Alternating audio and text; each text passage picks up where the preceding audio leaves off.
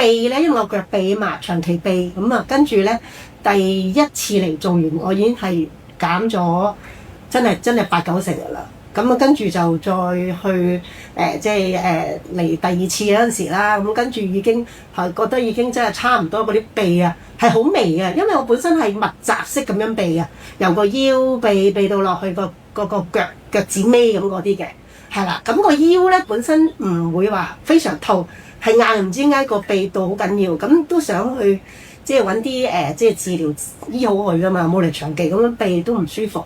咁啊，出邊睇咗好多噶啦，坊間又睇咗嗰啲類似咩衝擊波嗰啲啦，幫我又針灸啦，又做咩嗰啲咩酒罐啦，好多又去嗰啲鐵打館度整啦，無限咁多嘢整咗都係麻麻地啊，都冇咩話好大改善。咁嚟呢度總之第一次、第二次，我今次第三次嚟，咁啊全身咯，全身做。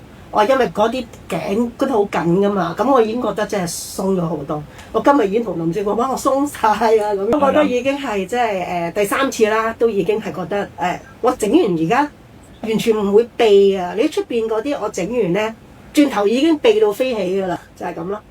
好。咁而家就冇痹咯。好多謝你分享。好，拜拜。拜拜。